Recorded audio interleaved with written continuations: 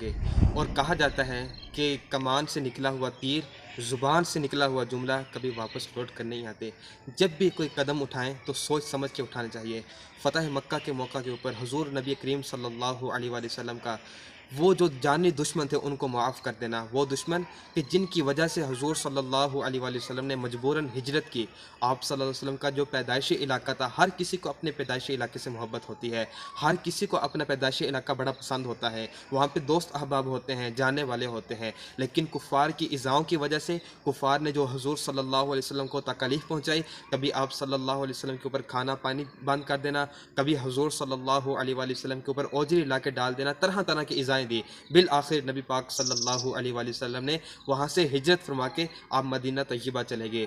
लेकिन हुज़ूर सल्लल्लाहु अलैहि वसल्लम ने कुछ अरसे के बाद जब मक्का को फ़तह किया, वो जो कुफ़ार थे, वो जो आपके खून के प्यासे थे, वो जो आपके जानी दुश्मन थे, वो जो इस्लाम का सर कलम करना चाहते थे, उनमें वो भी शामिल थे जो हुज़ूर सल्लल्लाहु अलैहि वसल्लम को शहीद करना चाहते थे।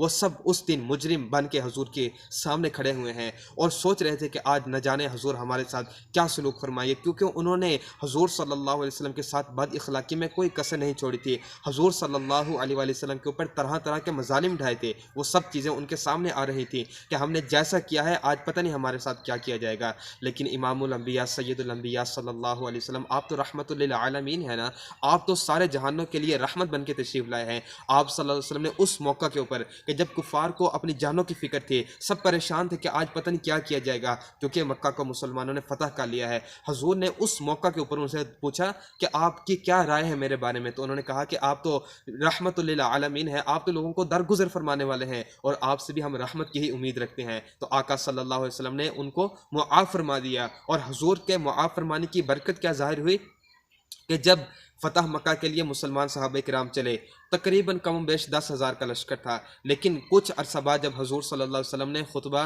हिज्जतुल विदा इरशाद फरमाया, उस वक़्त मुसलमान जो सहाबा किराम की तादाद थी वो कम बेश 1,24,000 थी। इसके दरमियान जो दौरानिया है, तकरीबन ये 2 साल का दौरानिया है। हुज़ूर सल्लल्लाहु अलैहि वसल्लम की इस हुस्न अखलाक की वजह से, हुज़ूर सल्लल्लाहु अलैहि वसल्लम के इस मुबारक अमल की वजह से, हुज़ूर के इस मुआफ़ कर देने की वजह से सहाबा किराम अलैहिम रिज़वान की तादाद में किस कदर इजाफ़ा हुआ, किस कदर इस्लाम फैला।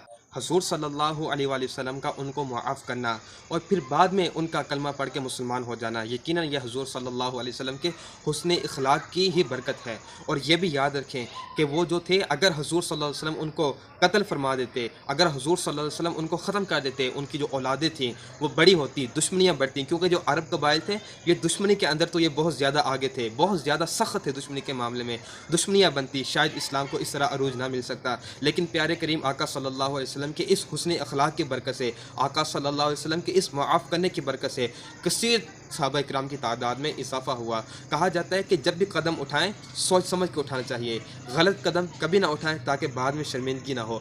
आज अगर हम अपने दौर का मुलाहिज़ा करें, अपने दौर को देखें, तो हमारे बसा औक़ात जो बुज़ुर्ग होते हैं, जो बड़े होते हैं, उनकी ऐसी छोटी छोटी गलतियाँ होती हैं जो आज औलादों तक उनकी लड़ाई का ज़रिया बनती हैं। यहाँ तक कि कत्ल व गारत का सिलसिला भी हो जाता है, वरना दूसरों के हक़ तलफ़ियाँ, गाली, बदगोई या ग़िबतें, ये तो आम है, ये तो बिल्कुल वाज़े रहती हैं। अहबाब ज़ीवकार कभी भी ऐसी गलती ना करें जो आने वालों के लिए मसला बन सके, कभी भी ऐसा कदम ना उठाएं जो बाद में आने वाले लोगों के लिए परेशानी बन सके। अल्लाह करीम की बारगाह में दुआ करते हैं कि अल्लाह पाक हम सबको ऐसा मुसलमान बना दे कि जिससे दूसरों को फ़ायदा हासिल हो, ना कि दूसरों को नुकसान हो। आमीन बिजाहि नबी अमीन सल्लल्लाहु